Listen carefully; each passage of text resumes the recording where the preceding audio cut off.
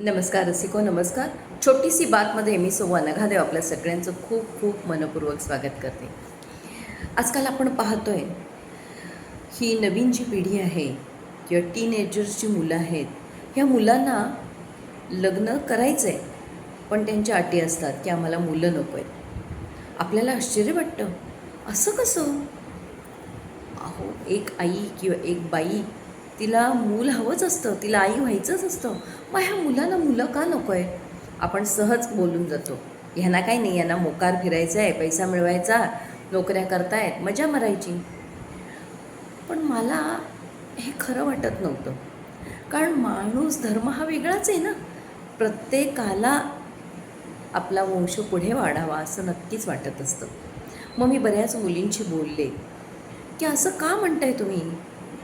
मग माझ्या लक्षात आलं, जी आपली पिढी आहे म्हणजे आत्ताची, म्हणजे वयवर्ष साधारण 55 ते 65मधली जी लोकं आहेत, ते मॅक्झिमम आईवडील नोकरी करणारे होते. आणि बट ऑब्वियस त्यामुळे मुलं बेबी सिटिंगमध्ये असायची किंवा घरी बाई सांभाळायला ठेवली जायची किंवा आजी आजोबा असले तर ते सांभाळायचे.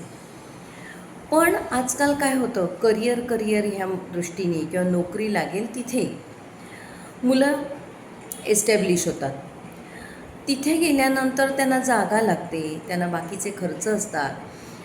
त्यांचे आईवडील तिथे यायला तयार होत नाहीत, कारण त्यांचं वय झालेलं असतं, नोकरी केलेली असते, त्यांचं सगळं म्हणतात ना तसं सर्वस्व ते जिथे राहतात तिथे असतं.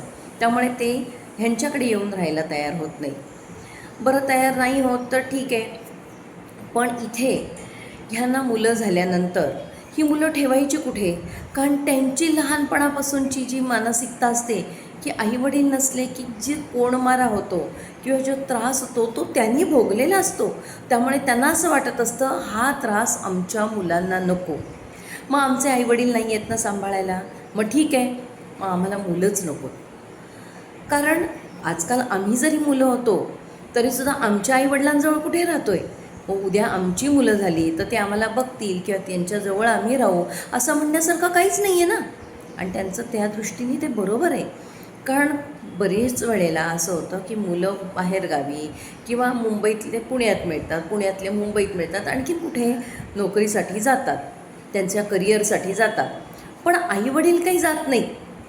मग अशा वेळेला हा प्रश्न येतो, बरं जिथे जातील तिथे त्यांना घर हवं, त्यांना सगळा खर्च आहे.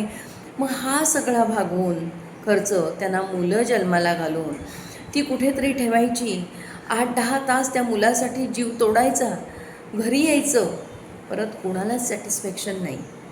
कारण ते त्यांनी भोगलेलं असतं ना, त्यांना माहिती असतं की आईवडील नसले तर काय होतं. मग आपण थोडासा विचार करायला हरकत नाही की खरोखरही असं मुलं का म्हणतात. आता मला सांगा, एका मुलीला मी जेव्हा विचारलं की का गं, जेव्हा बोलणं चाललं होतं तेव्हा एक मुलगी म्हणाली, नाही रे बाबा, आम्हाला मुलं नकोत, कारण हे असे हाल होतात मुलांचे. आम्ही कुठे आमच्या आईवडिलांजवळ राहतोय तर आमची मुलं राहतील असं म्हणायचं. त्यापेक्षा आम्ही ओल्ड एज होम छान आहेत, तिथे सगळी छान सोय होते, भरपूर पैसा कमवू आणि तिथे जाऊन आयुष्यात राहू, आपल्याबरोबरची मंडळी पण मिळतील आणि आमची काळजी पण घेतली जाईल. मग त्यासाठी मुलांची काय गरज आहे? तशी दुसरी जी मुलगी होती समोरची, ती म्हणाली, अगदी बरोबर आहे. म्हणे, अगं आम्ही मुंबईत आलो, मी नोकरी करते, मी बँकेत आहे, हे ऑफिसमध्ये नोकरी करतात, म्हणजे प्रायव्हेट ऑफिसमध्ये. आम्हाला मुंबईत घर घेणं गरजेचं होतं. बरं, काय 4-2 लाखात घर मिळत नाही, काय कैक लाखाचं कर्ज डोक्यावर. त्यात आम्हाला मूल झालं. आमच्या सासूसासऱ्यांनी सांगितलं की आम्ही इतके वर्ष नोकरी केली, तुम्हाला सांभाळलं, आम्ही सगळं केलं, आता आम्ही काही तिथे येणार नाही आणि तुमच्या मुलांना काही बघणार नाही, तुमची मुलं तुम्ही सांभाळा. मला तर बेबी सिटिंगमध्ये ठेवायचं नाही आहे, कारण मला माहिती आहे ना की काय आमची मानसिकता होती. मग मी माझ्या आईला म्हटलं की तू येऊन राहा. माझी आई इथे येऊन राहिली, पण माझं माहेर नैनितालला. माझ्या आईला मुंबईतली हवा चालली नाही, तिला दम्याचा त्रास व्हायला लागला. शेवटी आई म्हणाली की हे बघ, डॉक्टर सांगत आहेत तुम्हाला मुंबईची हवा नाही चालत आहे, तुम्ही तुमच्या घरी परत जा. तर मी असं करते, तुझ्या मुलीला घेऊन मी नैनितालला राहते. आज ती मुलगी 6 महिन्याची झाल्यानंतर, 4 महिने आई होती, 10 महिन्याची मुलगी आई घेऊन गेली.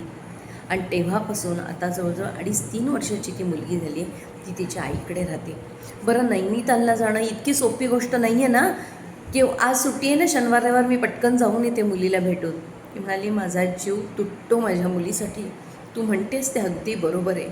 म्हणून माझी आई नेहमी म्हणायची, पाण्यातला मासा झोपी जातो कैसा, जावे त्याच्या वंशात तेव्हा कळे.